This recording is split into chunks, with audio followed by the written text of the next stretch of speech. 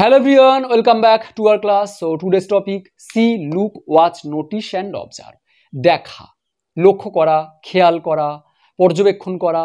So সবগুলোই আমরা দেখতে পাচ্ছি দেখার ইংরেজি।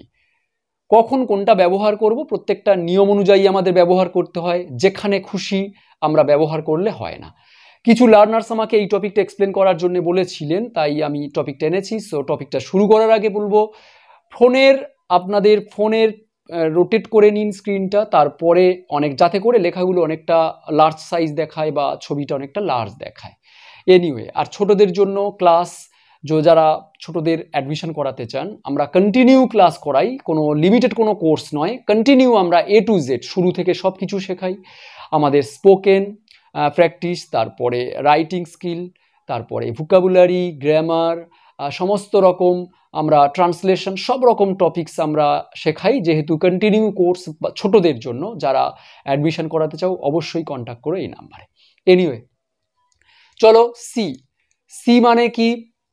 সি মানে হলো without any effort. Without any effort মানে কি? প্রচেষ্টা ছাড়া। প্রচেষ্টা ছাড়া। এখন হয়তো তোমরা বুঝবে না, দেখো আমি একটা সেন্টেন্স লিখছি, আমি একটা I see a bird. I see a bird. আর লুকটা ঠিক এর উল্টো, উইথ অ্যান এফোর্ট, অর্থাৎ একটা প্রচেষ্টার দ্বারা। তাহলে উইথ অ্যান এফোর্ট মানে কি? প্রচেষ্টা দ্বারা। প্রচেষ্টা দ্বারা। ক্লিয়ার? তাহলে দুটোর মধ্যে তফাৎ হলো, যেমন আমি যদি এটা বলি, লুক অ্যাট দ্য বোর্ড, বোর্ডের দিকে তাকাও। দুটোর মধ্যে তফাৎ হলো, প্রচেষ্টা ছাড়া মানে কি?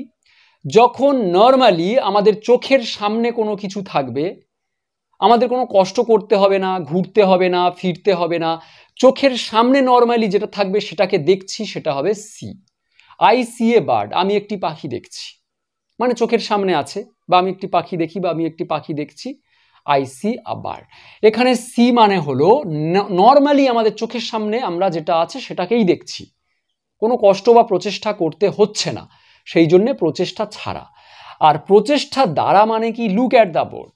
সাপোজ কেউ অন্যদিকে তাকিয়ে আছে বা অন্য মনস্ক হয়ে আছে, তার অ্যাটেনশন আনার জন্য, অ্যাটেনশন গ্রো করার জন্য লুক অ্যাট দ্য বোর্ড, বোর্ডের দিকে তাকাও, তখন সে কি করবে? সে মানে মাথাটা ফিরিয়ে বা চোখটা ফিরিয়ে সে প্রচেষ্টার দ্বারা বোর্ডটা দেখবে। আমি চাইছি সে অন্য দিক থেকে ঘুরে প্রচেষ্টার দ্বারা বোর্ডটা দেখুক, তখন আমি বলছি লুক অ্যাট দ্য বোর্ড। আর যখন ন্যাচারালি চোখের সামনে তোমার আছে, তুমি দেখছো, তখন বলবো সি দ্য বোর্ড। ক্লিয়ার? তাহলে আমরা কি বলবো? সি মানে হলো নর্মালি চোখের সামনে যেটা আছে সেটাকেই দেখতে পাওয়া, সেটা হবে সি। আর প্রচেষ্টার দ্বারা, ঘাড় ঘুরিয়ে, চোখ ফিরিয়ে, কষ্ট করে প্রচেষ্টার দ্বারা কোনো কিছু দেখা, সেটা হবে লুক। আশা করি ক্লিয়ার সি এবং লুক। নেক্সট আমরা দেখব ওয়াচ। ওয়াচটা কি? ফলো।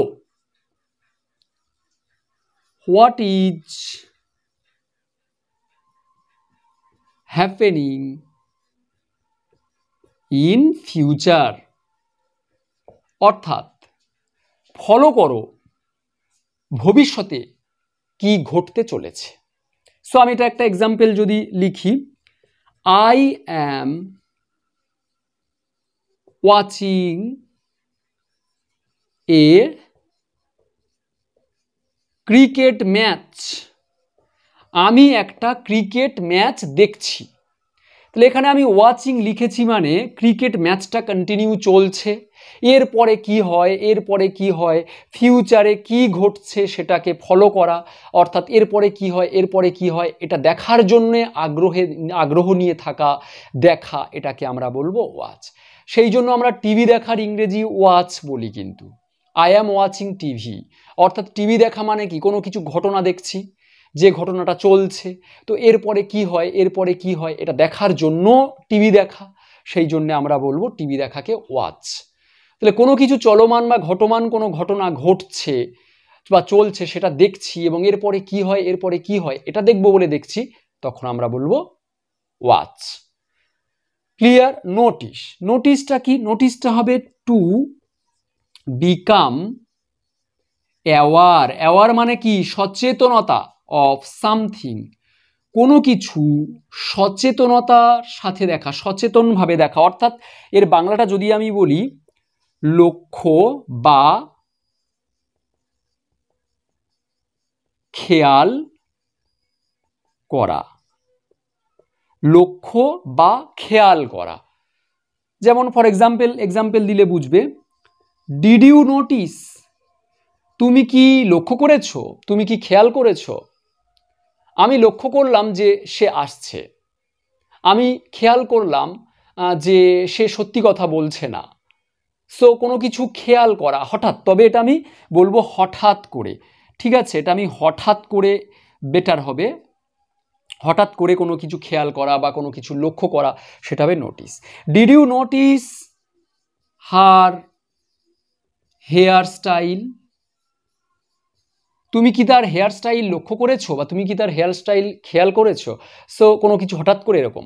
টপিকগুলো তোমরা বুঝতে পারছো কিনা আমাকে অবশ্যই করে জানিও। আর নিজের পছন্দের টপিক যদি কমেন্ট করো, আমি চেষ্টা করব এক্সপ্লেন করার।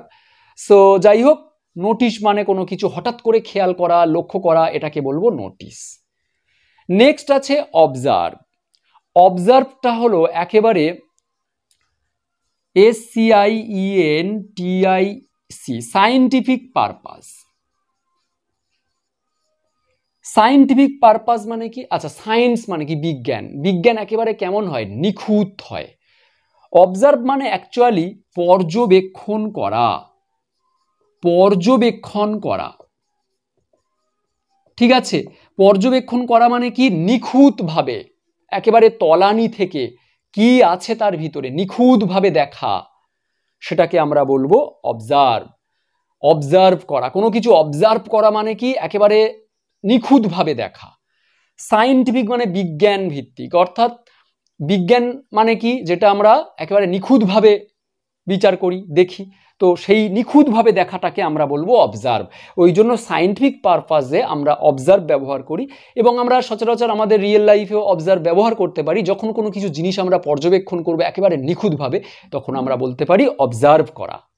সো সি মানে দেখা, চোখের সামনে সরাসরি আছে, কোনো কিছু কষ্ট করতে হচ্ছে না, প্রচেষ্টার দ্বারা দেখতে হচ্ছে না, সরাসরি নর্মালি দেখাকে সি।